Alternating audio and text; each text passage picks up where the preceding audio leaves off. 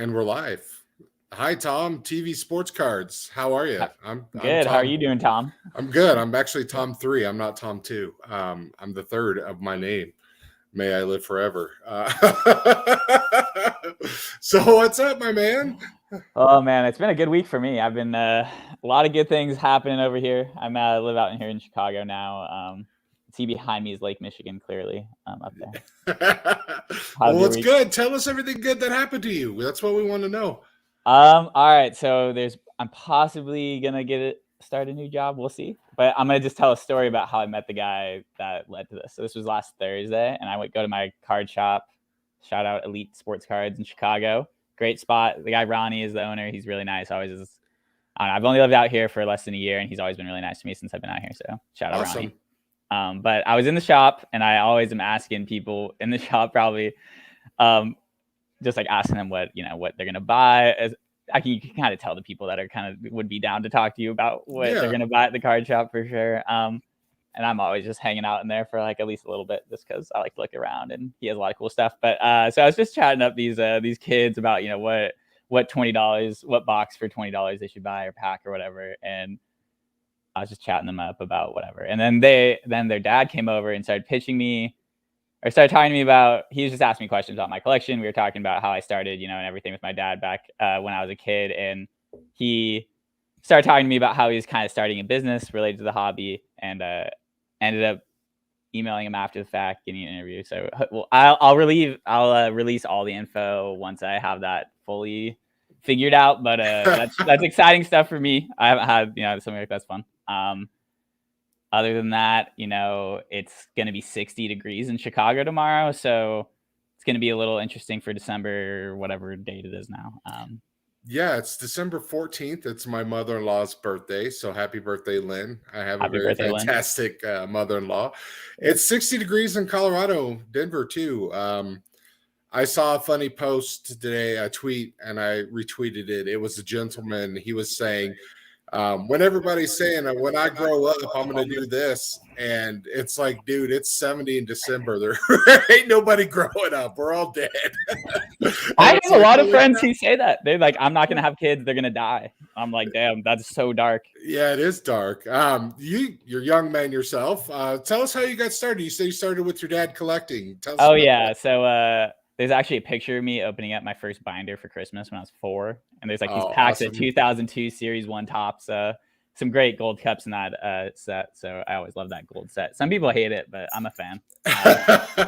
Nostalgia is king, obviously. But I basically started, opening up just like flagship Topps, random products back when, a lot of companies had the license, and it was kind of a weird time. Now, I didn't know at the time, because when I was collecting, I was just opening packs, sorting them by team, putting them in binders, and then just kind of stashing them, flipping through them a lot. I had no idea about like the whole community around, like anything about that.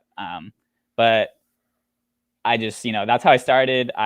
There's pictures of me throughout the years with just like stacks of cards. And I didn't have any friends that did it either. But I just like, I don't know, I was kind of just a weird kid, obviously. We're all kind of weird out here. In a good way, obviously. Say that. No, in a good way. That's a good word. And I was gonna say, go ahead. Yeah, no. Oh no, I was just gonna continue my story. I want to hear what you're gonna say. Oh no, I was just gonna say, yeah, like it was fun for me because my dad had a convenience store and we sold cards, so we would buy cards, and I collected with my family, and I had friends that liked cards, and it kind of transitioned from baseball to like basketball and football in the mid 90s. But that's kind of when I quit, was like 94. And I didn't get back into it until 2010, 2011. So, I have that huge like 15-year gap of not collecting. And it sounds like that was your prime collecting time. So you have a lot to teach me about that area, because I was out of it. So tell me about your... There's so much to know. What do you want to know about opening day Topps in 2005? That's what I know. Everything, because I never got a chance. The parallels were terrible. You couldn't flip it either. Oh my god. So there was a community. You had to go to your card shop. You had to have friends, or you went to card shows. But then, the internet started to take off in the mid 90s, and I was trading Overpower which was a Marvel collectible card game, you know, I was doing mail in like through a forums in high school, which 95, 96 for me. So those communities, you know, they quickly adapted to the, you know, before eBay even kind of showed up, they adapted to like, hey, we can reach more people around the world to start trading. So how did you like find the hobby and start, you know, like the hobby Twitter? Have you been on Twitter for a while, or is this like the pandemic resurgence? Oh no. So I stopped collecting. I went to my card shop, Collector's Corner, all the time. That closed down though when I got into 8th grade. And basically when that shut down, I stopped collecting. My dad would buy me packs occasionally for like Christmas. So I have like a few cards from each year and everything. But I stopped collecting from then until pretty much the end of college. So basically, I mean, I collected, I would, you know, I still opened packs on occasion and like was still like, if Luka Doncic was around, I was like, Dad, I need to get a couple packs because he might be legit. That sort of thing. But I found a hobby Twitter because I literally was just like, I use Twitter like personally a lot just for like news and whatever and just catch up with my friends. And one day I just searched, like, I forget even what I searched. It must have been basketball cards or just like literally just like a generic hobby term just to see what was out there. I think it was probably spurred on, I might have seen something on Reddit or something. I don't know.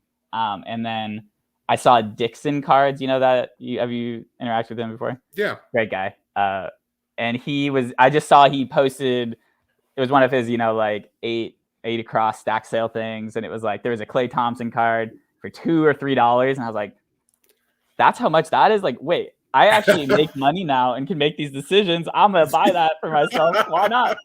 And so awesome. You can see it's still on my original, like my personal Twitter account is still like my first take. I feel like that should be like framed somewhere. Yeah, absolutely. That's pretty cool.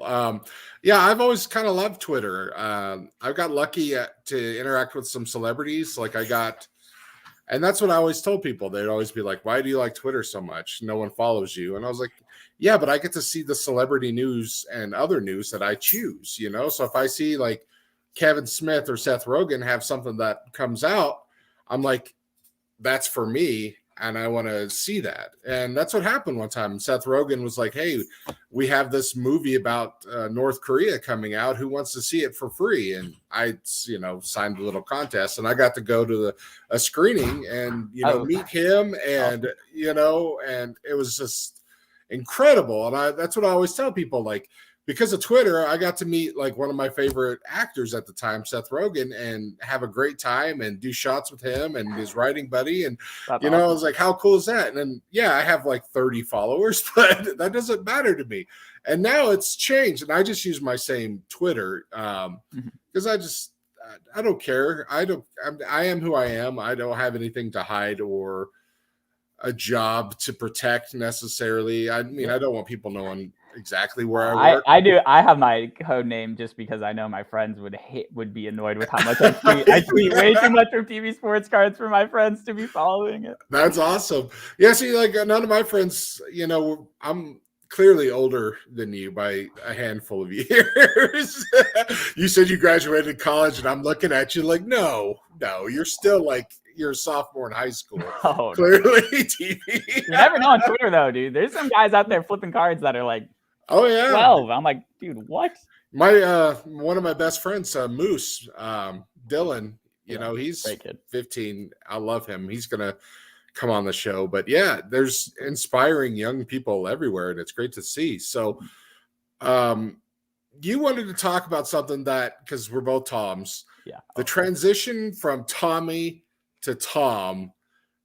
Tell me your story, and then I'll tell you mine. So go ahead. So I'm, you know, we're all Thomas, but well, I'm not. I'm technically. You're Tom. Oh, yeah, wow. So I have a different deal, I guess. Yeah, like, but I'm Thomas. Similar. So go ahead, Thomas. Similar ideas. So I'm Tom. I'm not Thomas. There's like 3 or 4 Thomases in my dad's side of the family. So I'm one of many, but not a junior or anything. And then everyone my whole life has called me Tommy.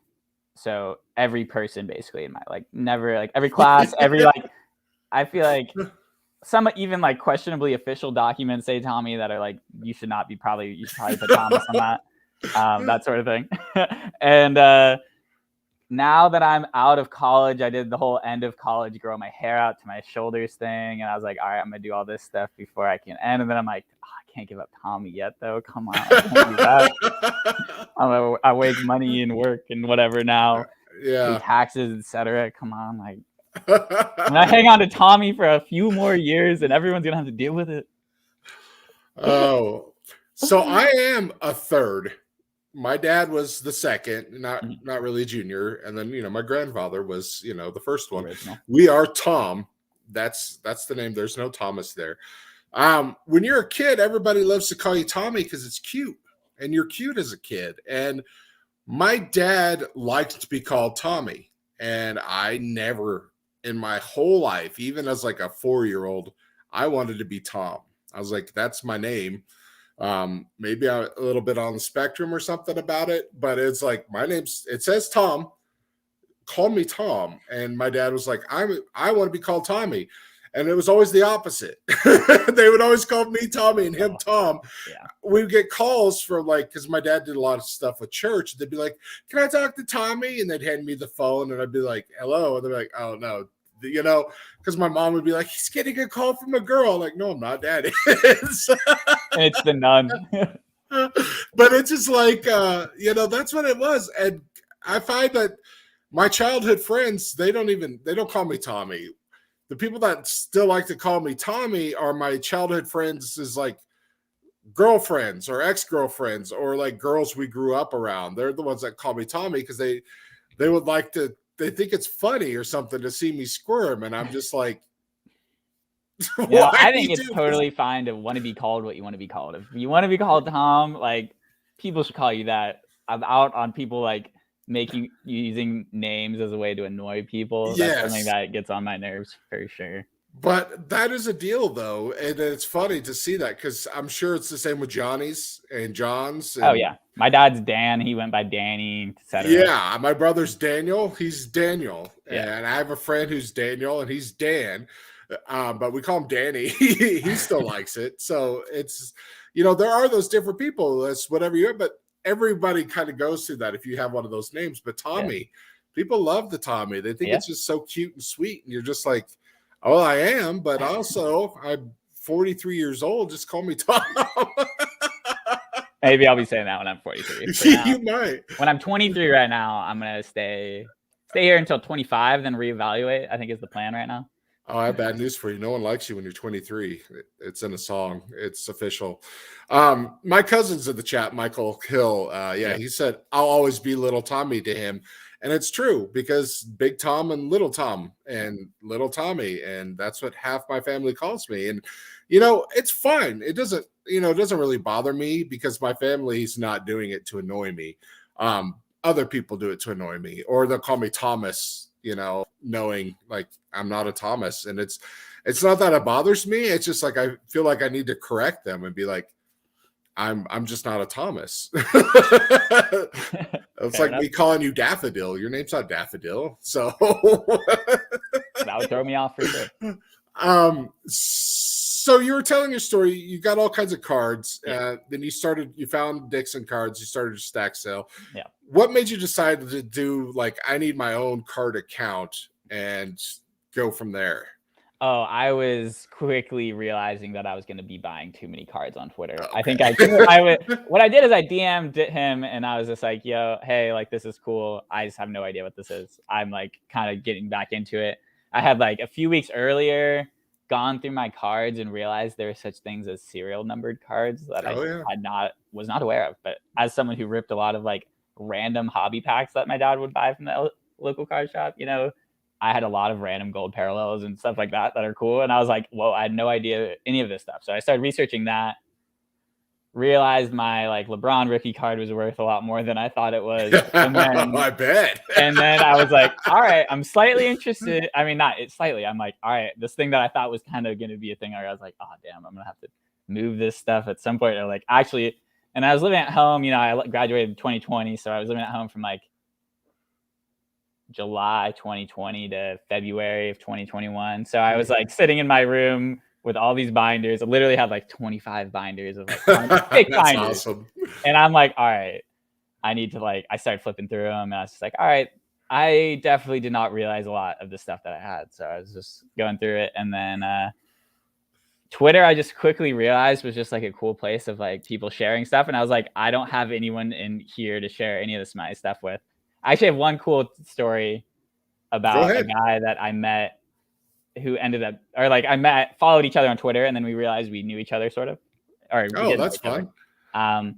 So I was just started. I think it was probably like the first week that I started it, and I was just posting pictures of just kind of like a lot of cards that I had of just like, here's a bunch of Albert Pujols cards that I have stacked on kind of like a total messy whatever. Had no idea what I was doing in terms of like what I wanted even to get out of it. And then I followed this guy. He was collecting all A's stuff. His name is @IMO Mitch on Twitter. Mitch, great guy. He DM'd me and was like, seems like you have some cool stuff. Mitch, another guy who collected during the time I did. So he was like, I love that era. Like, do you have any A's stuff? Like, I love these guys. And I was like, saw his, his and I was like, I know a guy from Oakland who would almost definitely be into baseball cards that would check out. And was just like the biggest baseball head I ever met growing up. His name was Mitch. Really like great guy, but also just a character, like funny, really funny guy. And I DM'd him. I was like, are you Mitch Blank, like last name? Yeah. Like, what the heck, dude? Like, who are you? Like, who are you? Why are you like, how do you know who I am? And I'm like, dude, this is like, I'm Tommy. Like, I know you, I played baseball with your brother growing up. He was like, oh, obviously I know who you are. That's awesome. And we ended up hanging out a bunch. Like, Mitch has some of the coolest, like, 90s, early 2000s era stuff, right when they started making numbered cards and cuts and weird stuff like that. That's like his zone of cards, and he just like showed me all this cool stuff. So shout out Mitch, shout out his collection in general. If anyone is ever around Mitch, highly recommend. Great night. Yeah, he's a really good guy. I've been following him for a long time and interacted with him a bunch. Maybe not lately, the algorithm. That's another thing about Twitter. You have these cycles of like Twitter intense friendships for people that might not know or are kind of new still or don't have a lot of followers or are not following thousands of people, where like this 3-month span, you're going to be interacting with these same like 20 accounts a ton. And then for whatever reason, Twitter's like, nah, you don't need these friends anymore. Here's some new people. And you kind of circle around and there's like all these new 20 people. And then, some of the other, like you keep like 4 or 5 of those other people still every day. And you still see the other people. It's not like you don't see them, but it's just not as like.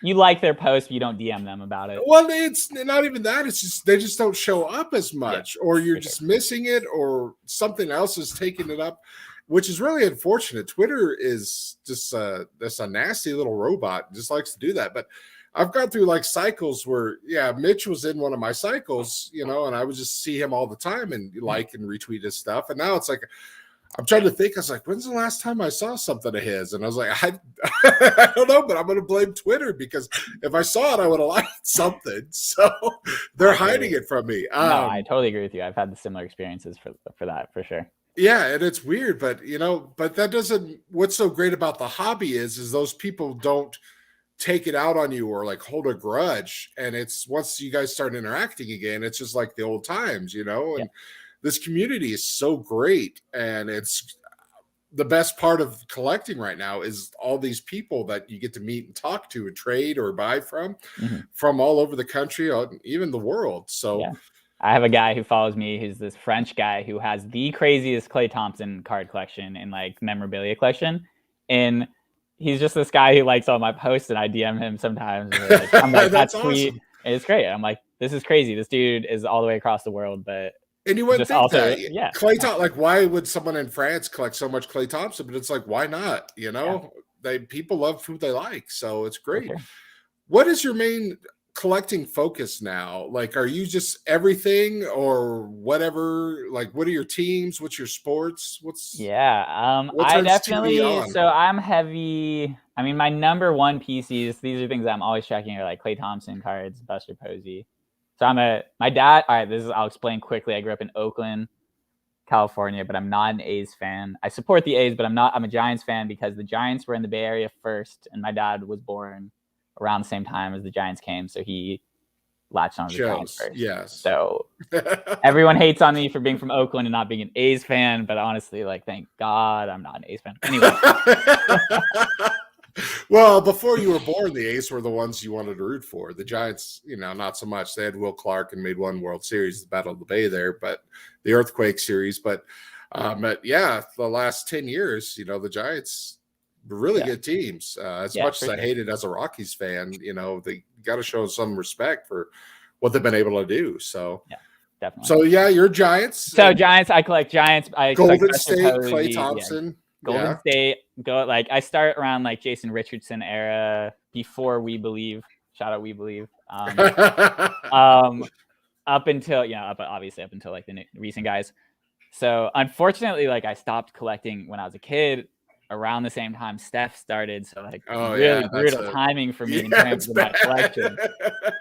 The good thing is like I got a lot of good LeBrons and stuff, like early with LeBrons, but Steph is just like that collection I built from the ground up. All like 90% through Twitter too, which like shout out to just like everyone who's helped me with my Steph Curry collection, especially Euphoric Cards, great guy. Some of the coolest basketball cards you'll see out there. Anyway, my focuses these days are definitely heavy. I mean, I'm about to stop buying Clay Thompson cards because he's about to be back. So once he's back and people remember how good he is, those will go way up. So I've been kind of in a hurry to pick some of those up before he does that. But stuff that else I'm looking at, I always buy Buster Posey, Brandon Crawford, Mad Bum, Lincecum, that sort of stuff. And I actually realized recently I don't really have a good Matt Cain rookie card. So I was like, that's something I've been eyeing eBay for. Stuff that's like 05, 06 Topps Chrome stuff just does not really come up that often. So those are ones I have to be patient on. And that's not the first cool card I see. Yeah, it's not an era that I really want to collect. The Rockies were terrible. So baseball for me is kind of out. So, Hey, the World Series that one year though. What was that year? 2007. Yeah, a little later. And then 2009 they made the playoffs again, and recently, but they, those early 2000 teams for the Rockies were so bad, and it was so hard to watch. And then after that, 2009 till 2017, recently when we had those two playoff appearances, it was really tough, and it's painful now. But I do want to say, my brother and I were kind of at odds with the Golden State because I just enjoyed my favorite players growing up. I love Michael Jordan. I liked Larry Bird and then Shaq. But then I kind of always had a thing for 3-point shooters. Like I loved Reggie Miller. And then, seeing Clay and Steph just always shooting the threes, I thought was so much fun and exciting. I hated Andre Iguodala, because he ditched the Nuggets after 1 year to go to Golden State after Golden State eliminated us. So it's kind of like, what a dick. I mean, I don't hate him. He made a smart move. That's how I feel about that's how the Thunder fans feel about Kevin Durant. Yeah, and I loved Kevin Durant going to the Golden State. It's like, whatever, he wants to win, and he won. LeBron chased, and all these other people chase. Oh, this Lakers team right now is like the biggest joke. I am so angry about this Lakers team. I will always hate the Lakers unless the Joker goes there, and then I probably would like the Jokic brothers in LA. That sounds like a reality TV show you just created right there. That'd be too crazy. The world wouldn't be able to handle that. No, because I love him. I just see what he does for basketball, and just going from a big, out of shape, goofy white guy to now, like, during the pandemic, he slimmed up and he took care of himself and his body. And just to see his evolution as a player, he was MVP last year, and this year he's playing even better. So it's just it's fun for, Denver. We don't get a lot of attention for the media for basketball anyways. So it's kind of fun to see that. I love this Nuggets team. I actually should have mentioned this earlier. I just went to my first home Nuggets game earlier this season, like one of the first home games against the Spurs. Oh, and I was in town because my best friend Lizzie lives in Denver, and we went to Red Rocks for a concert. And then my friend Robbie was also with me in town, and we all went to the Nuggets Spurs game. And I will say, I back up everything you said about Jokic. He is unbelievable. In watching him in person is even crazier, because you're like, this looks completely unstoppable. It looks like he's playing. He like plays a different game, He's I've playing never on been like to a Toronto. Nuggets game, but I'm so excited. I want to go sometime. My brother and I keep talking about it, but I'm sorry to interrupt. I'm just so excited. Red Rocks. Who'd you go see at Red Rocks? Oh, I'm a big hip hop fan. It was just like a bunch of rappers and stuff. They did like, it was like a big concert, so there's like 7 or 8 of them. A couple of the people are like Ari Lennox and JID. They're like pupils of J. Cole, and they kind of are doing their own thing now, or not their own thing, but like they put out an album together. Anyway, great music. I had a great time. It was a night concert, which was kind of interesting. And Red Rocks, have you ever been there? Yes, one time, and I almost died because I'm out of shape, and there's lots of stairs, but it's beautiful and amazing. I saw Tenacious D with the Colorado Symphony. It was amazing. It blew my mind. My brother took me. We had so much fun. But yeah, I was like, I cannot go. I gotta find the elevator next time. I know there's one because it's handicapped. You gotta have the ADA stuff. But yeah, we just walked in it, the stairs, but it's such wild. An amazingly beautiful wow. Because you're just sitting there down, you know, there's the stage down there, and then you just look to the left because there's like the lights from the stage, and it's just lighting up the rocks, and you're just like, wow, that's pretty. And then you're like looking out over the city, and you're like, wow, that's pretty. And they're like, oh, there's a show. I should be watching that. It's one of those things you could get kind of just lost being there. It's such a great place. And if you come to Denver next time, you got to let me know so we can, you know, at least hang out or something. I was in there for a quick trip, and I had a couple other people I know in Denver. I totally not bailed, but like we just didn't. Yeah, no, I understand. I go home to came from a small town in Colorado. It's Gunnison, Colorado, like 6,000 people. And I'll go down there, visit my family, and then, you know, head out. And it's like, I don't tell any of my childhood friends, but it's just like, what are we going to do? We're like, hey, I'm in town, but I can't do anything because it's a one-day turnaround. You know, I don't have time for you. Yeah. Sorry, we got plans, but you know, that happens. So yeah. That's why I like awesome. Being I'm the only one of my friends from home. Because like none of them are out in Chicago. Some people are in New York, but like if anyone's coming through Chicago, they're gonna hit me up and hang out. So like it's fun sometimes to have like random people come through that I wouldn't, you know, otherwise see just because they might not know anyone in the city. So it's kind of fun being like a person that you didn't grow up around the area, and I'm, you know, living in a new city and having people stay with me while I'm like, this is my city now. Yeah, that's awesome. Good time. I kind of feel that way about Denver with my friends. You in Denver. Denver is a very cool place though. I definitely, on my transition back to the West Coast in my life, can see myself stopping through Denver for sure. There's a lot of good things about this area. There's a lot of things that kind of suck, but you know, it's kind of true with every town. I like it here. I live in Broomfield, so it's actually between Denver and Boulder, and it's a little more chill. It's not like downtown or crazy. One of my best friends lives in Chicago. He works at a Trader Joe's, and he does art, and he does some other things. They just got married, and he lives on like he works at a Trader Joe's, and like he says it's like the richest, snobbiest suburb in Chicago. And I don't remember what he said it was, but he's like, it's not bad. He's like, I don't fear for my life or anything. So I was like, well, that's good, because you know, here Chicago can be dangerous, and it's just, I'm sure, and I mean, Denver's dangerous. You know, every city's dangerous. So, but yeah, if I'm ever out there visiting him, I'll try to, you know, look you up too, so I can see your side of Chicago. You ever make it out to card shows or anything, Tom? No. You're not about it.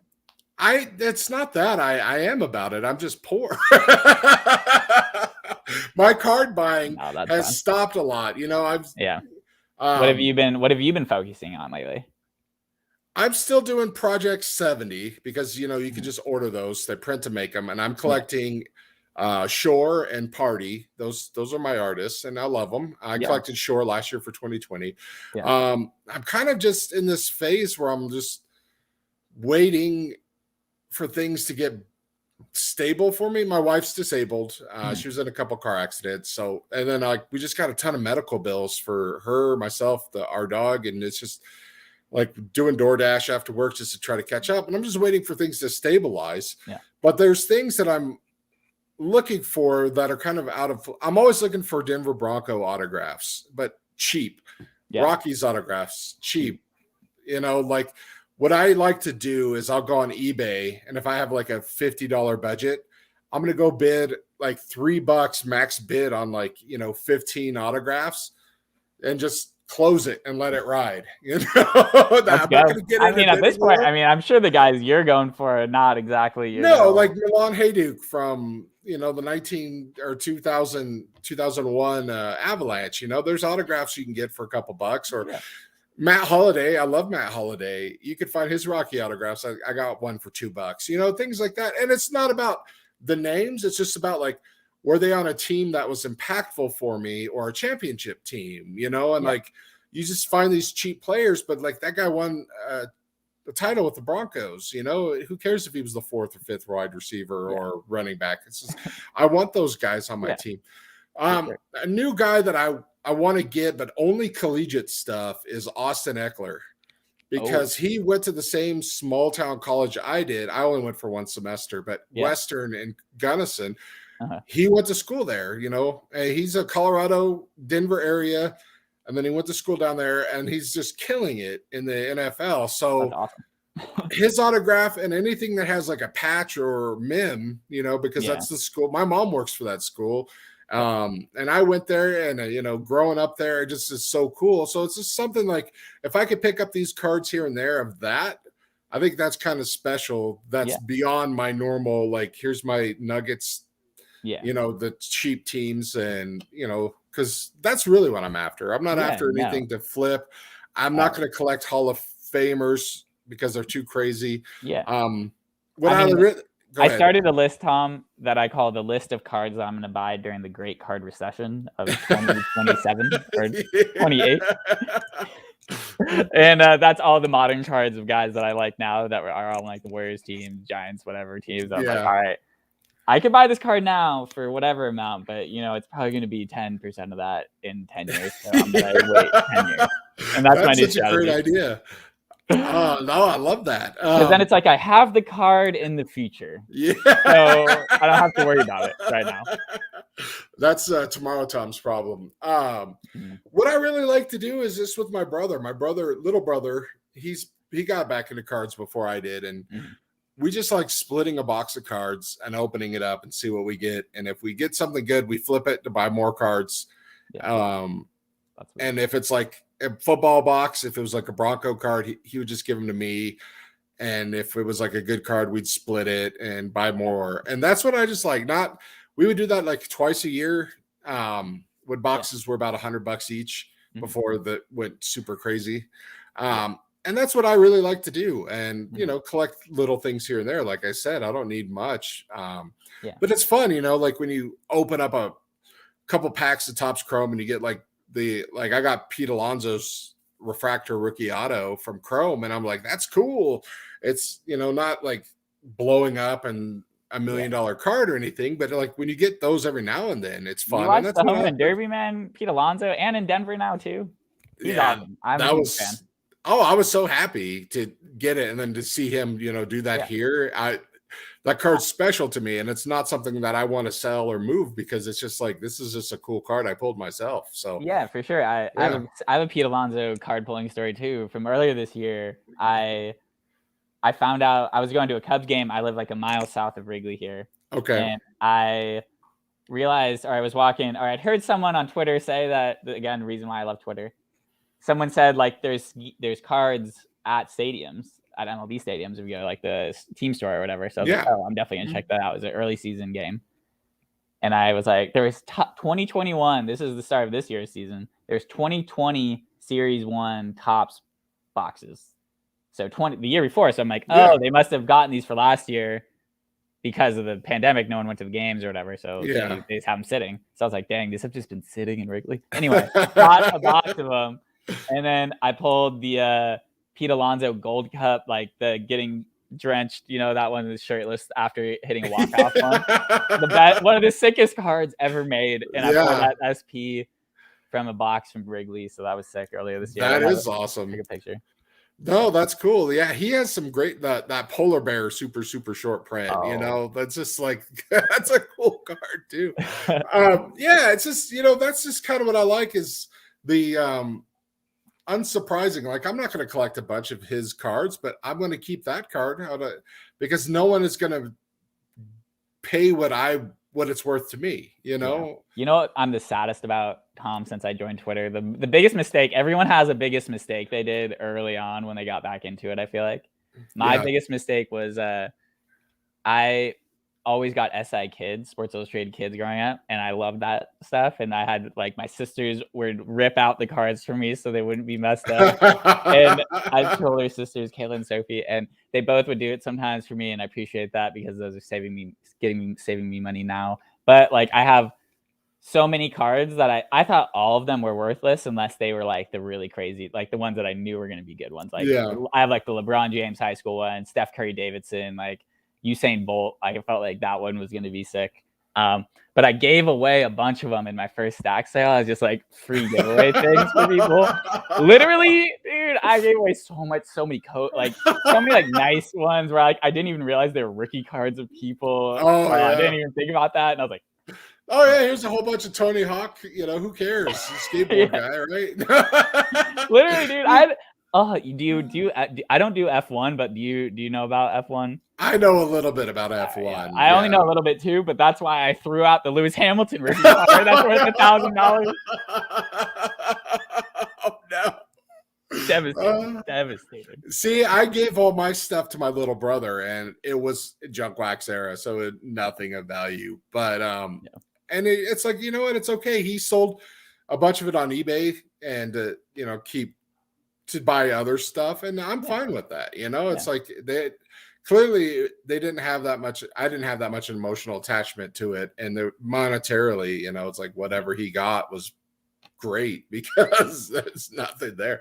I think I had like a couple Shaq rookies, but not the ones that are worth anything. You know, too like many Shaq rookies. Yeah, too many Zion rookies. I had the upper deck Shaq from the pack, the regular set, and then I had the McDonald's one, and I always thought that was cool. But yeah, they're everywhere. I could buy them now if I wanted to cheap, and so it's like I'm not missing out on anything. I didn't make my biggest mistake was probably buying the Shore cards I needed for the Project 2020 set too early. If I would have waited, you know, I could have saved like $150 for the 3 cards I bought. So a $450 mistake, that's not a lot to most people. It is for me, but I'm happy with that set. So it was a mistake. And so, you know, everybody learns. And, you know, it's probably why you have such a good following. People are like, this sucker gives away great stuff. That's probably why. He has no idea what he's doing. Like, let's get into stack sale. That's my favorite thing, though, Tom. I love getting, like, there's some guys on Twitter that I've been following since they had like 100 followers. And I saw they were doing stack sales of stuff during that era. And I'm like, oh, this guy's going to do the same stuff I did. He's not going to know. And I'm going to buy some cool stuff. But I will say that, like, that's one of my favorite things about Twitter is getting in early with someone, seeing them grow from basically no collection and just seeing how it's gone crazy. One guy that I know on Twitter, Shy Sox collector, he buys every White Sox card out there, or not every, but like all the cheap, cool parallels that are posted. And his collection is awesome. Like some of the coolest, you know, modern baseball card collection I've ever seen. And I just started following him when he had like less than 100 followers, was selling just some random cards for like 10 cents or 25 cents. And I just am like, damn, like, it's crazy to think like any one of these people could end up being like, and I now trade with him constantly where I send him all my White Sox. He sends me all his Giants, probably just because we like opening packs too much or something. Anyway, it's just cool. I just love that sort of thing on Twitter, seeing that, like, cause that's what I did. That's like my collection. I feel like I had like 2 Steph Curry cards when I got on Twitter, and now I have like 100 different base cards that are all like, you know, not expensive cards, but like, that's what's fun though, is when you make those friends that, you know, you're like, okay, if I pull this team, I'm putting it in this stack for that person, and they're going to do the same when they get like a Broncos card or Rockies or Nuggets. And, you know, people just DM me out of the blue and they're like, hey, can I have your address? And it's like, I mean, you don't have to send me stuff. And they're like, no, I just want to send you some, like a ton of base Rockies cards. And you're like, okay, that's fine. you know like, do you know Ali Stacks? On Twitter? Yeah. She does that for me with all of these Giants cards. And I'm like, I love them. They're sick. But like, I would never be like, oh, I'm searching out for these cards on Twitter and trying to pay for it. But like, because she sends them to me, I'm like, oh wow, like I do need I do need these 90s Giants cards in Yeah. my binder because there's a huge gap from like junk wax to like 2002 in my binder. Yeah. It just frustrates me sometimes. No, and that's what I do. I don't have it in order. I just have, my teams, Nuggets, Broncos, Avalanche, Rockies, and the order that I get them, I just put them in. Like, even if I have duplicates, that's cool. It'll be across I was pages. way too paranoid about that as a kid. I was always team, and then like always left room to put more cards in later. So I wouldn't have to redo the whole thing. And like, that's not us. Like, we grew up the junk wax. It was I could fit 5 Don Mattingly's right here. All right. And next to it, 4 of those. And I've ripped some of that. I've ripped some junk wax, and those cards, man, you can. And they're thin. Your pages are like this big now because you stretched them out so much, and then you try to reuse them later, and you put one card in, and you pick up your binder, and it just falls out, and you're like, slides right out. You're like, So that's the Ivan watched the breaks. His pinned tweet is who remembers using both sides of the, and that was me. It's good to hear that. There, you were just like, I want this to be nice and neat and perfect because I didn't know about card sleeves or top loaders, but I was really careful about my binders. And honestly, they've been like the cards are all in pretty good condition. I mean, there's definitely a few 2002 Topps specifically cards that maybe I was a little too young yet and did not wasn't quite aware of everything yet. There's like Albert Pujols Gold Cup. That's just the corners are just. It's just all. It's like it's an oval card. It's not even a card. But it doesn't matter because it's your card. You probably pulled it yourself, and you've had it this whole time. So it's no one could pay you enough for it. So no way. And that's what I love is not everyone does this, but a lot of people are doing it. And a lot of people are starting to see that putting your cards in binders is the best way to collect. I mean, you can't put $100 cards in a binder, really, unless it's like 75 Topps or like the vintage stuff. You're going to collect the whole set.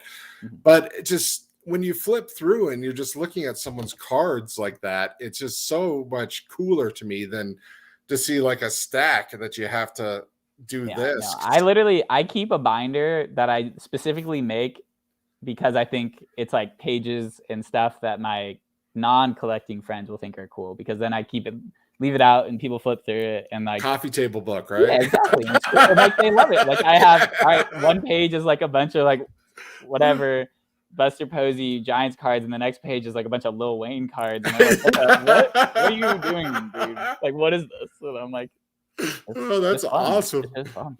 Yeah, it's just it's so much fun. So are you we talked a little bit crypto, NFTs. What is that to you? So to me, it is something that my friends are really into, and that I've kind of take things that I hear are more important maybe than the other things. Like I just own some Ethereum and Bitcoin, just that I bought like a few years ago because my friends were buying a lot of it and buying and selling a lot of it. To me, NFTs are kind of I mean, here's my thing is like, you like what you like. So if people didn't really like these things, then yes. But if you're speculating about it, and that's the only reason why, I don't like, how long is that gonna last? But some people, like, I have a friend who loves them and seems like he really enjoys like the kind of weird, the same sort of things that I like about cards, about how like the weird intricacies and like the whateverness of it, like the nicheness of it, that like you just keep learning more and more stuff. And like you're always gonna like, you can always find something cool for cheap that is like extremely cool to you and has like a whole story. Like I have a bunch of cards. I do the same sort of thing as you do, where like I buy a lot of cards of guys that like went to my high school. There's actually a guy younger than me who he just was one of those kids who stopped school in high school and is now playing like a semi-professional basketball team. And Topps is making cards of all these guys in that high school. Topps is like making these Topps Now cards. Yeah, the NIL stuff. Yeah. And he's and he had a Topps Now card, and I'm like, dude, this guy's 16, but it's kind of cool. And he went to my high school, so now I have a reason to buy it. Like, that's I love fun, having reasons to buy cool things that are like personal connections. I never really buy a card because I think the value is going to go up. Yeah, no. A lot of people at my age, like when I've only been to a few card shows, but like when I do, it's just I can tell that a lot of people my age don't approach it the same way, but like I still got it. And on Twitter, they do it the same way. I'm like, dude, like you had that card for like 3 days. And like, I get that you have this whole thing where you're okay letting go of cards. I don't get that. But like, I don't know. Like, I'm not like either like, oh, why don't you sell your Posey right when he retired because the price went up? And I'm like, I get that I can sell it now and buy it back later cheaper, but like, why would I go through all that effort when I'm just gonna have the card anyway? Like, I don't know. No, I appreciate that. It's fun to see, and hey, people can collect however they want to collect. Oh yeah, totally. That's just I'm just saying how I approach it. That's my thinking. I'm not saying that's like the right way. There's no right way to collect, obviously. I think there's my way. That's the right way. Ask anyone on Twitter, and that's half of them will say that. The other half will be like, there is no wrong way.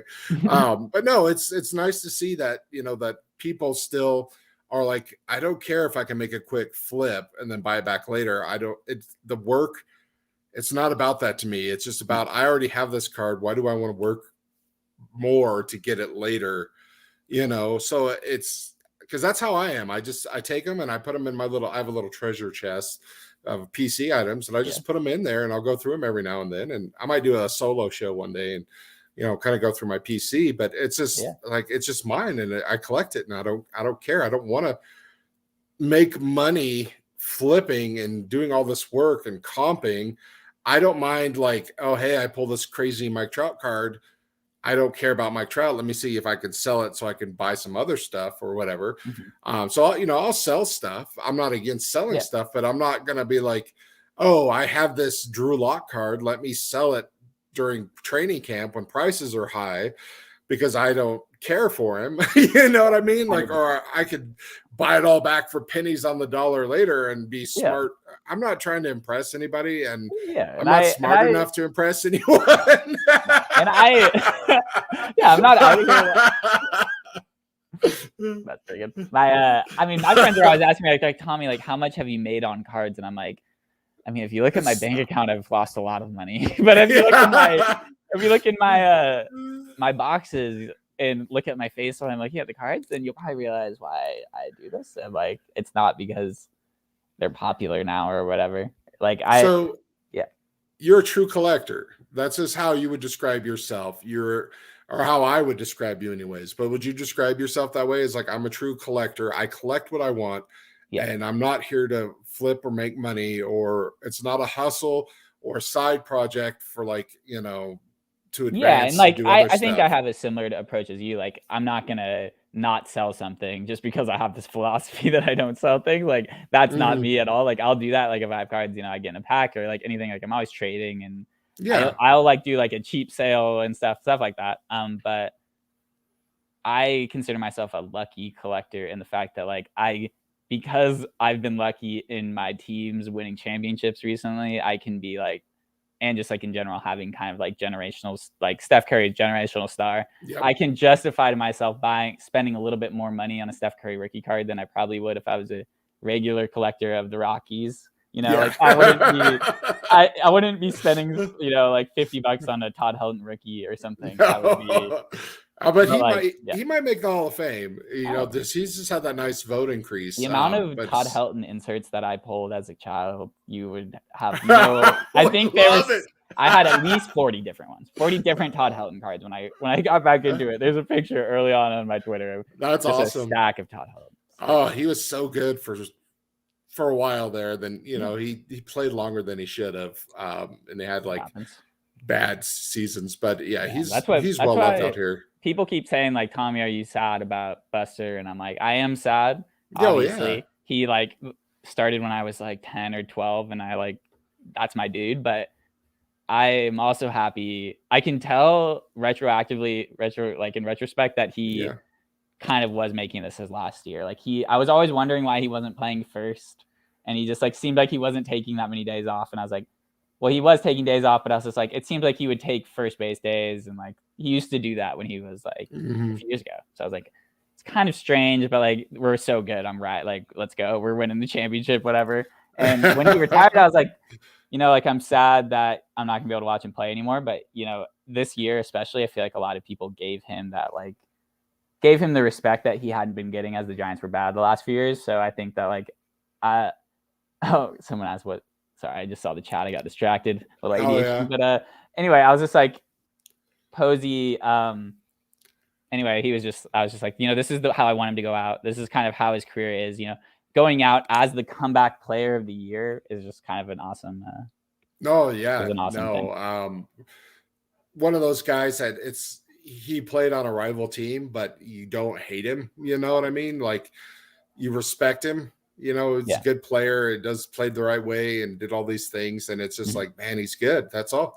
He beat you. Yeah. And that's why the Yachty versus Posey arguments aren't even really arguments, because there's so much respect on both sides there. Yeah, they're both Hall of Fame catchers to me. You know what I mean? Like, if they're arguing, it's because they're heavily invested in one or the other, and it is fun to discuss stuff like that.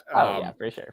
It's so fun. But I'm just saying, there's never any real bad blood there, there's like in some arguments you'll see out there. But 20 years ago, you could argue like, who's better quarterback, this person or that person, and now they just like, well, here's all these advanced stat metrics for the last 100 years, and here's how they stack up, and you're like, oh, I can't really argue that. Yeah, but like, some of that's nonsense, man. Like, come on, like some of it's like, all right, you can tell me what. If you're comparing whatever, like a 1970s quarterback using today's metrics, he's gonna be terrible, and he's gonna look like he's like should basically like is like Jamarcus Russell or something out there. Yeah. But like that's not the game. And also, like, I don't know. People will break these records in the future, and they'll look at that people now as if they're a joke. Yeah. So like my Buster Posey's was John Elway. I was growing up in Tennessee. My dad was from Colorado. We came out here to vacation for family reunion and stuff. But I like the 85 Bears. That's the first time I watched football, was that age. And it was the Super Bowl Shuffle, 85 Bears. Yeah. That's the last time a lot of Bears fans watched. And, Walter Payton, I loved him. How could you not love Walter Payton or the Fridge or any of that? But then the next year, because I was into football and the Bears weren't, I think they were eliminated or they didn't make it that year or something. But I was watching the AFC playoffs and I saw the Broncos were playing. I was like, oh, yeah, my family from Colorado, we went to that reunion. And, in 85, we went to a reunion. So, like, the next year I'm watching them. And I just saw, John Elway play. And I was like, I like this guy, And then the next week was the drive, the first one, the Cleveland, and I was just like, all right, this is my team now. This is my guy now. I'm 8 years old and I've got my guy, and ever since, and then we moved out here later, so it made it easier to watch because I always got the Broncos games on. But same way, like you knew towards the end, like, this is probably it for him. You're seeing him do some things that you're like, he's gonna retire, and then he announces retirement, and you're just like a little bit of tear running down. You're like, what an amazing career. I love him. And I hope Steph goes out the way John Elway did. I mean, that's a pretty awesome way to go out, I feel like. And you guys want to go out on top. Yeah. How old is Steph? I mean, to me, he's still a kid. He's like 33, man. His Davidson run was like 2008. Yeah, I remember that. And I was just like, what a crazy because his dad, I remember his dad. I watched his dad play basketball, so I have a couple of stories about why I'm a Clay Thompson fan that I think. Go ahead, tell them. So my Clay Thompson fandom actually starts before he started on the Warriors, because I would go to a lot of college basketball games in the Bay Area. I would go to like Berkeley games. I'd go to like USF, San Francisco Dons, St. Mary's, a lot of mediocre college basketball, but you played on the West Coast that I loved to watch as a kid. And then one game I went to the Cal Washington State when Clay Thompson was there, and he just went off. He was like 36, got the buzzer, forces overtime from 3, just like 2 guys on him. I'm just like, who is this guy? And, the Warriors need to draft him right now. And they did the next year, and it was just like I wanted them to draft him so hard. And then I've only been to like 4 or 5, or probably 5 Warriors games in my life. I'm not like someone who goes to a lot of sporting events. Yeah. But I was at Clay Thompson's 37-point quarter game, which was like one of the craziest, sporting events of all time. And just like no one knew what was going on. Everyone was just like oh, this is what the Warriors do. They don't miss. Clay Thompson just doesn't miss anymore. This is the new miss. reality we live in. Yeah. He doesn't miss. Going forward, he will not miss any more shots, and we're all just going to have a great time. No, that is amazing. And it was awesome. But so I move out here for college. I tell all my friends I was at that game. They're always jealous. Yeah. I always make an effort to go to the Bulls Warriors games when I was in college here. And me and my friend, the day of the game, my junior year, we were like talking back and forth. It was like 3 p.m. and I was like, dude, wait, the Warriors are playing here tonight. Like I go every year. Like you got to go with me. Errol, great guy, because he was so down. And we were kind of late, but we show up. I'm wearing my Clay Thompson jersey, and I just like from the get-go, it's the peak Warriors. I mean, they win this game by 70 points, 60 points. But Clay Thompson sets the NBA 3-point record as I count out the threes from the jump. I'm just like, that's 1 for him. That's 2. I'm just whispering it to my friend. And then once he gets to 6, I'm like, it's not even halftime. He's going for the record. And then he sets it like early third quarter, and they sit in the whole game. And I was like, wow, that was like, I'm so lucky as a fan to have been able to see those games. But, obviously the Warriors have a lot of great moments, but it was just cool to see a couple of them. I want a couple things. It's amazing what going to like one professional or like college game and having a player do something amazing and how like fixated you could be on that, oh, that's my guy, I love him, or this is my team now, and I feel like it's kind of like seeing a band early in their career, before or your they first get popular. concert or something, and you're like, oh, I saw them when I were there was 50 people here, and that's like, I was there for that game. Like, you can't take that away from me. That's like a memory that I'll always have. So I had luck with that because from Tennessee, I used to root for the Tennessee Volunteers. So Peyton Manning was our quarterback for a while, and I was like, I love this guy. And then he goes to the Colts, and it's like, I hate this guy. I've always liked him, even though he would beat us or whatever. It's like, you got to respect the greatness. Yeah. And then, he comes here, and you're like, this is the best day of my life. My college team. I didn't even think about that. That's awesome. And it's like, this is amazing. And then he wins the Super Bowl. Yeah, it worked out okay. Yeah. What was his best? What was any accomplishments at Tennessee? I don't really know much about his college career. He didn't have a lot of accomplishments. No, he was just a great player, and he just had that because he never won the Heisman, and he never beat Florida. And he was always, they were ranked and doing well, but he could never seal the deal. So he might have a whole bunch of team records. I don't know, because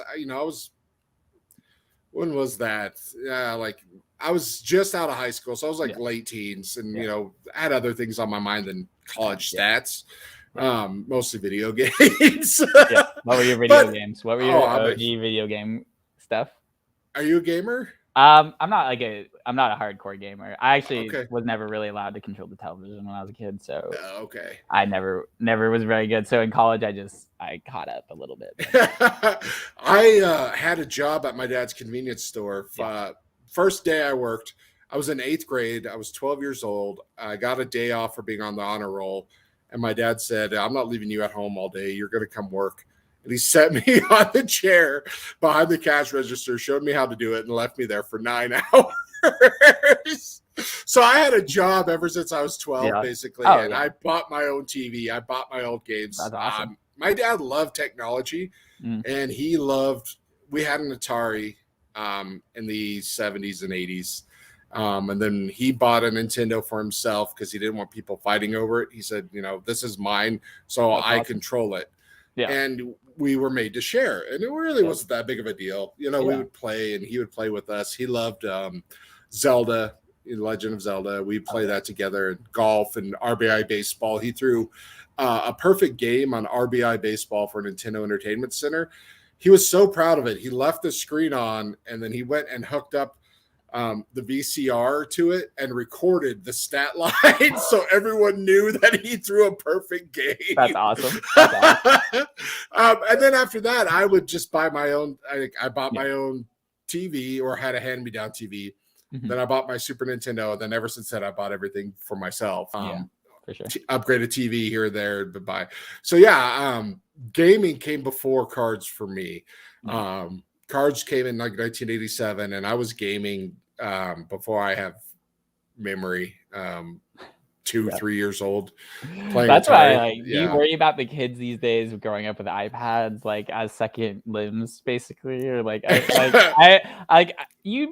all played video games. Like I had a Game Boy that I was attached to for like 2 years of my life when I was like 4. So I turned out fine, I think. Lots of people, it's about the person, and it's why you got to ask yourself, why is this kid getting lost in these video games, and if it's they aren't succeeding or aren't happy in the real world, then you need to have that discussion with your kid and be like, okay, the game's not the problem. What is the problem, and how can we make things better for you? But you could still play the game. I think that's the way that I would approach it if I saw my kid in an iPad the whole time or video games. Be like, okay, what's going on that you don't want to be in real life and that you have to escape? And maybe they don't even know. And, it's like, okay, well, then you could be like, well, we'll reduce it a little bit. Maybe if you read books or do some projects. Or just like figure out why they like the game so much. I don't know. I feel like there's a lot you can tell about someone by like the type of game they like and how much they get into it and everything. What's your favorite video game? Oh, I see, because I'm such I can't do sports guy? games. I love 2K as my game, but like the OG games that like I would play on, I would do like PC sports games as like a real young kid, like 5, 6, 7. I would play backyard baseball, and those are the games that I probably grinded on the hardest. Like no one in the world beating me in 2003 backyard baseball, because Frank Thomas is the best pitcher. And he also hits bombs. He's literally Shohei Ohtani in 2003 baseball. You heard it. If anybody's rocking the 2003 backyard baseball, hit Tommy up, because we'll throw down some money on it. I love sports games. I used to be good at shooters. I'm older now, and I had surgery on my hand, and you just can't. You can't compete. Like, I could be a role player on a team in the Halo or something. Like, I can catch a flag. I'm not going to get 20 kills or have a kill death ratio that's better than 1-to-1. So those are kind of out for me. Like, I like sports games. I love sports games because sports cards and all. It's all three. Of my loves. And then and role playing games. Just slower pace, deep stories. Fantasy escapism, because I'm not a happy in real life guy most of the time, so it's just kind of how it is. That was my escape, is like books, comic books, video games. I always am telling my friends, like, if they don't understand like why I like cards, I'm just like, this is just what I like to do. Like when I come home from work, like this is what I want to do, and like I'm not gonna question that. Like, why think too hard about it? Like I just like doing it.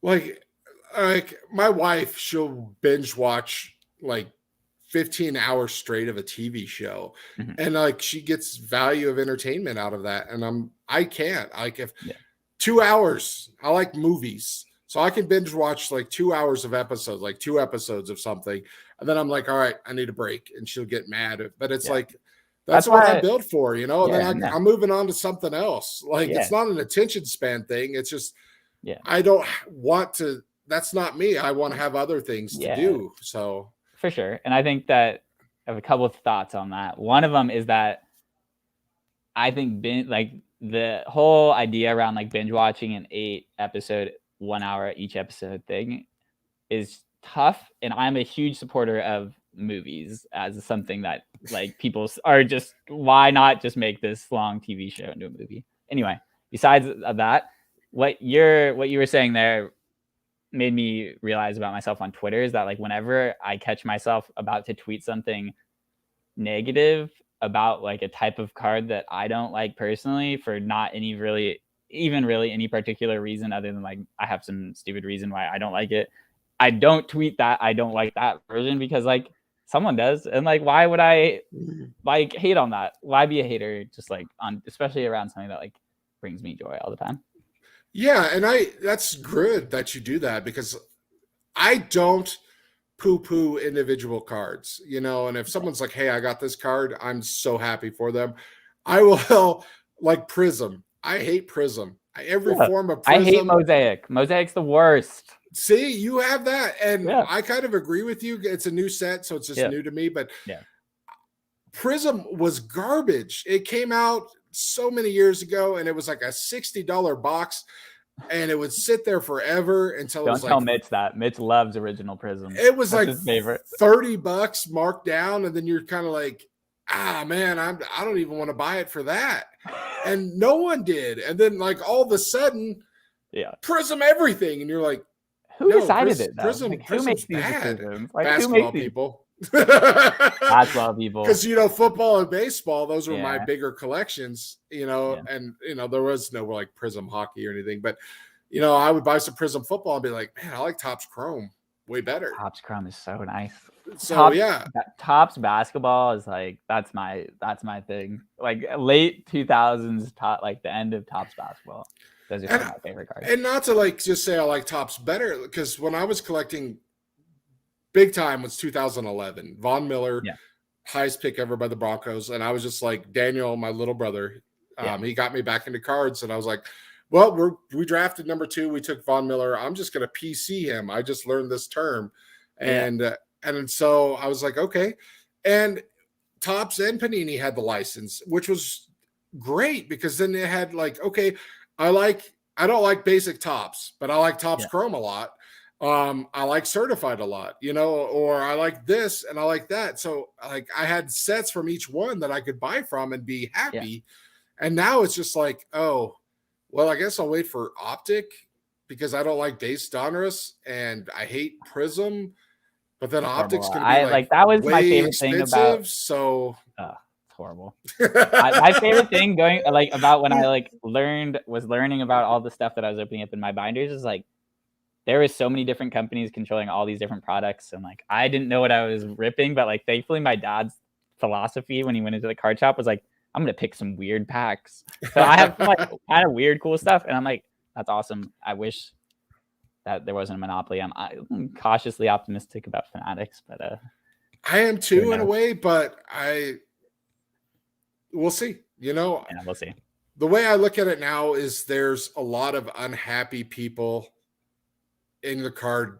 There's just so many unhappy hobby bros and sisters, and it's just like, what do you have to lose? Yeah, it could get worse, but if you're already miserable now, why not just try to have a little bit of optimism for something to change or be different? And the exclusive licenses, there's so much money to like end that. And it's just such a bummer, because it's like, the junk wax era was junk wax, but you could get a Fleer rookie, a Donruss rookie, a Score rookie, a Topps rookie, a Pro Set rookie, all these.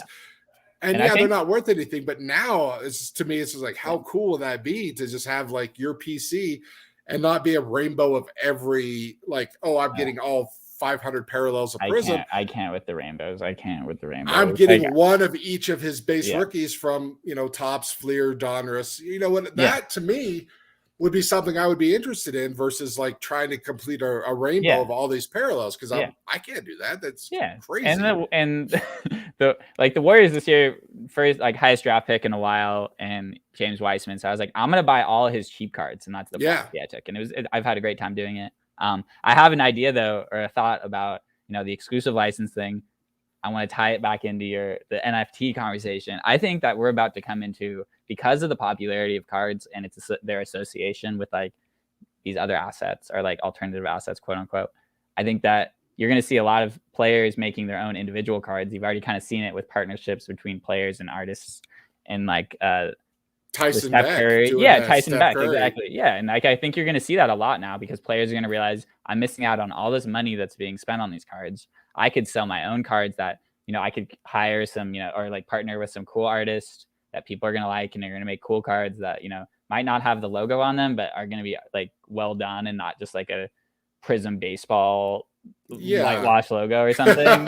and have extra creative control and last say to approve. But the thing is, the National Football League, they said, no, you can't create your own NFT. They said that? They shut that down after Tom Brady and Gronk did their NFT launches, and we're like, you can meet and greet us and, you know, have that cool utility. Like you buy the Brady 101, you get to meet him, get an autograph and 4 tickets sidelined. You know, it's like, hey, that's cool. No, they were like, no, we have official partners and you're going to have to use an official partner to go through that, or they paid for that license and you can't circumvent that. And it's just kind of like a bummer. But with cards, I agree. Like them taking it back. I mean, there's already players in the NFT. I forgot what it's called, a players only NFT, where it's like former players or current players or something for baseball are doing this NFT thing where they're releasing their own stuff. And it's like, what? We want our own money. And it's like, good for you. That's sweet. And that's like just only good for us as collectors, I think, you know, just in the long run. So we got Obi-Wan Jabroni. He's next week's guest. He said the brands were the rainbow in our day, and that's true. That's what I was talking about. I remember having the Topps, the Fleer, the Donruss of, you know, the certain rookies. And then we have Garrett Frederking, and he says TVSportsCards steals my Tiger Woods cards. Yeah, I do. So tell me about that. Are you a big Tiger Woods guy? Yeah, I mean, growing up, I played golf a lot. My parents would just got me out to like the public golf courses, and I would play like with these like random 70-year-old men. It's probably I don't know. And that's like, and so growing up, like Tiger, obviously, like you watch him and you're like, you're a kid. You're like, I was watching like 06 Tiger, 05 Tiger, and I'm just like, dude, this guy what is even going on? He's so much better than real. I don't know. It's just like captivating as a kid.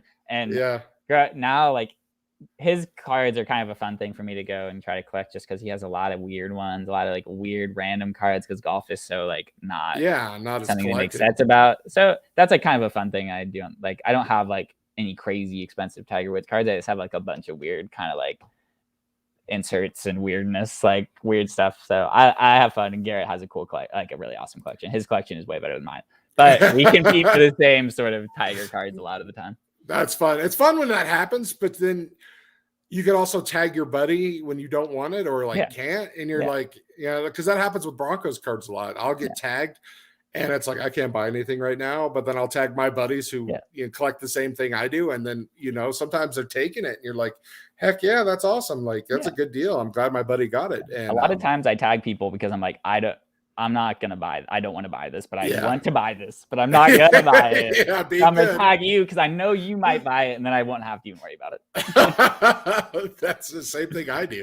It's like, I just want my friends to get it because it seems like it's a good deal. And, and so speaking on the NFT thing, I know that's not for everybody, but, and the crypto, you said, you know, it's not your collecting, but are you like with your friends, are you just gaining knowledge, or do you tune that out a little bit? Or do you no, I definitely am listening to like what they talk about, just because like I think it's important to like know what's going on. Like I don't think that there's an NFT out there that I would purchase. Like Top Shot's probably a good example. Like a lot of my friends got into Top Shot early on and like made money on it, and like I was like, that's cool. I think that's cool, but like I have my own card thing, and like I'm not about to like divert not many resources that I do already spend on cards to that world, because like I think that's cool, but you guys can do that. Like I got my cards. That's kind of my philosophy with like NFTs, is just like I think that energy that I would put into those is stuff that I put into cards, and I'd rather do that. No, that's perfect, because that's what I just tell people. Like, you don't have to jump in right away, because NFTs are early, as they say, but that's also, there's just so much garbage. Like, I'll tell you straight, like, this is just a pump and dump, like the crypto coins, like what they call shit coins. Yeah. It's just all about making quick bucks, and it's not about like long-term collecting. Yeah. And it's like, I'm a long-term collector. So there's a lot of this, like, I'm not involved with a lot of NFTs. I'm involved in NFTs in that I'm learning, because at some point there's going to be something that I have to have. And I want to be able to be like, I want to in on that right away. And I want to know how to do it. And so that's what I just tell people, like, don't just say I'll never, or that's never going to be for me. Just be like, I should listen to what's going on, and I could just be like, not yet. No, still and who knows? Like Clay Thompson could put out an NFT tomorrow, and I could be changing my whole tune on that. Yeah, you're gonna be buying his little different colored sneakers. I already buy his sneakers when I play Thompson. Are you a sneakerhead? That's something to ask. No. Okay, I we make judgments on all the young people. Yeah, I'm definitely young, good looking. He must be into sneakers and flipping cards. No. How do you hold a fork? Oh my God, not. We don't have to talk about that. I did meet Ryan though recently at a card show, and he's a nice guy. I will say this: we don't follow each other because he does a lot of sales, and I don't care about selling accounts really. But I've had some bad days, and he's been like, "Hey, you okay? I've just seen you pop up a lot," and I'm just like, "Oh, I'm annoying you. I'm sorry." He's like, "No, man, I just want to know if you're okay," and I'm like, "Yeah, I'm fine." And I've done the same for him. So he has reached out to me as someone that doesn't follow him. So to me, he's shown that like he's a good kid at heart, and if he's making mistakes. And I know because a lot of people are hammering on him, and I just tell him like, you can not like him, that's fine, but he's done this for me and reached out to me when I was having a hard time or like in a hobby feuds with some nasty people, and it's like, and he's just checked in on me, and that means a lot. And even if I don't follow him, I'm still going to be like, I respect him as a person. And like when he had his problem and freak out, I did the same thing. He didn't respond to me, and I didn't expect him to, but I was just like, hey man, I'm here. And I love you, buddy. Please don't do anything stupid, Yeah, and I think that like a lot of people come to Twitter thinking that like everyone needs to have this sort of like professionalism, and like if you don't respond to my DM within a day, like you're ghosting me or whatever. And I'm like, all right, you like I did a sale. Like I honestly like I could care less if you don't take like whatever, spend the $10. Like I'd rather you just tell me that or something and ghost me, obviously. But like I'm not a business. TV Sports Cards is a logo that my friend Robbie made because he just is good at graphic design. I'm not like a business person out here like gonna track you down and like whatever. Respect to the people that are like put people on blast and stuff, because like some people this is a business for them and they like this is what they do for a living, and like that's why Twitter is kind of a fun place because we can interact similarly in similar ways. What was your last? Do you mind sharing your last name? Yeah, Vaughn. Call me Vaughn. TV. Yeah. TV Sports Cards. Yep. That's like coaches would call me TV and stuff. Now it's all making sense to me, So no, I love that because I think you mentioned it earlier or something, and I was like, I think he's V, and I'm just staring at the little screen name. I was like, TV. I wonder. I was just ask, No, that's cool. For sure. Sorry, I was just excited. I made like a connection a 5-year-old can make. Those are his initials. He's TV. We were talking about NFTs. We did that. I think in a couple of minutes I might have to head out, Tom. But no, it's all right. This has been an awesome conversation, and honestly, I always will love talking about hobby stuff. And anytime you want to come back on and talk, feel free to. Like we've done what I want to do. I want to sit down for at least an hour and get to know people better. And you and I. We've had interactions, but not a lot of interactions. Like the other day when you decided to come on the show, you're like, I can't believe we haven't DM'd before. And I was like, that was surprising to me. Yeah. I mean, I think I just, I've seen you, obviously we interact with a lot of the same people, and like, I only ever see cool, like fun, like funny things. I think a lot of the things you say are funny as hell. And like a lot of people like are too afraid to like, some people like keep it totally friendly and nice, but you kind of like say some things sometimes where I'm like, I would say that, but that's hilarious. And I'm really like that. I have a little bit of a coming from my gamer side and being a PC gamer and online gamer since 2000, whatever.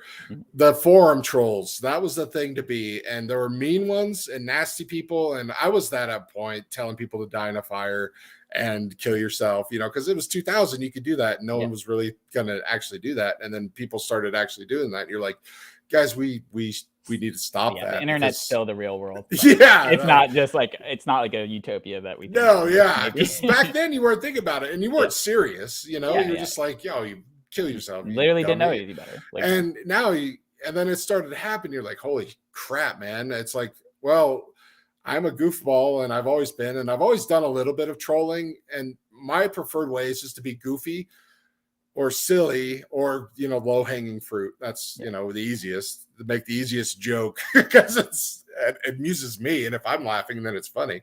But sometimes I like to say things that people are thinking but don't want to say, but say it in a way that people are like, is he joking? Is he serious? I love it.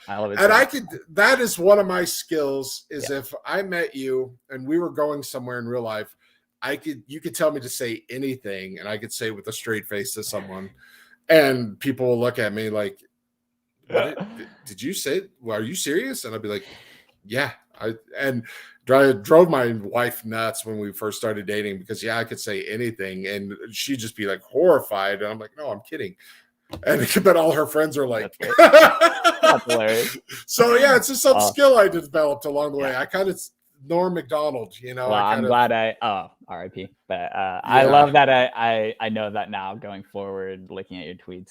It's always great to be able to put like a real person to the name that you exactly. See. And so you're just out of school, real quick. Are you dating, married, anything like that? Come on. You don't have to if you don't want to. I am like single, I guess. Yeah, like okay. I don't know. Well, yes, I'm single officially.